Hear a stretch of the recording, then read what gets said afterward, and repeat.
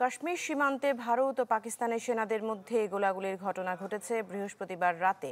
কাশ্মীরে নিয়ন্ত্রণ রেখা বরাবর ভারতীয় সেনা চৌকিতে গুলি চালায় পাকিস্তানি সেনারা।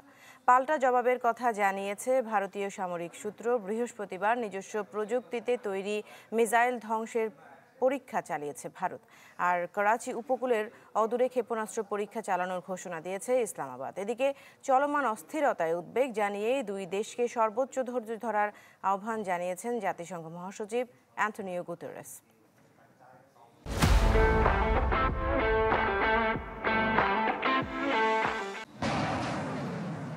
কাশ্মীরের পেহেলগামে সন্ত্রাসী হামলার জেরে উত্তেজনার পারদ এখন ভারত পাকিস্তান সীমান্তে।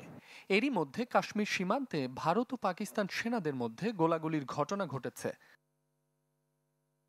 ভারতীয় গণমাধ্যম এনডিটিভি জানিয়েছে, বৃহস্পতিবার রাতে জম্মু ও কাশ্মীরে নিয়ন্ত্রণ রেখা বরাবর ভারতীয় সেনা চৌকিতে গুলি চালায় পাকিস্তানি সেনারা। পাল্টা জবাবের কথা জানিয়েছে ভারতীয় সামরিক সূত্র। এ ঘটনায় এখন পর্যন্ত কোনো হতাহতের ঘটনা ঘটেনি। এর মধ্যেই নিজেদের সামরিক সক্ষমতা জানান দিতে মরিয়া দুই চিরপ্রতিদ্বন্দ্বী। স্থানীয় সময় বৃহস্পতিবার নিজস্ব প্রযুক্তির আইএনএস সুরাত নামের মিসাইল বিধ্বংসী একটি ক্ষেপণাস্ত্র ব্যবস্থার সফল পরীক্ষা চালায় ভারত। এর মাধ্যমে নিজেদের প্রতিরক্ষা ব্যবস্থায় নতুন মাইলফলক অর্জিত হয়েছে বলে দাবি দেশটির। নয়াদিল্লির এমন পদক্ষেপে বসে নেই পাকিস্তানও। চলমান উত্তেজনার মধ্যেই করাচি উপকূলের অদূরে বিশেষ অর্থনৈতিক অঞ্চলে ক্ষেপণাস্ত্র পরীক্ষা চালানোর ঘোষণা দিয়েছে ইসলামাবাদ। ভূমি থেকে ভূমিতে নিক্ষেপযোগ্য সেই ক্ষেপণাস্ত্র প্রায় ২৮০০ কিলোমিটার পরিসরে ভারতের প্রধান শহরগুলিতে আঘাত হানতে সক্ষম। এমন পদক্ষেপে উদ্বেগ বাড়ছে দুদেশের মানুষের মাঝে। বিশ্লেষকদের মতে, ভারতের কাশ্মীরে সন্ত্রাসী হামলার পর পরিস্থিতি ক্রমেই জটিল হয়ে উঠছে।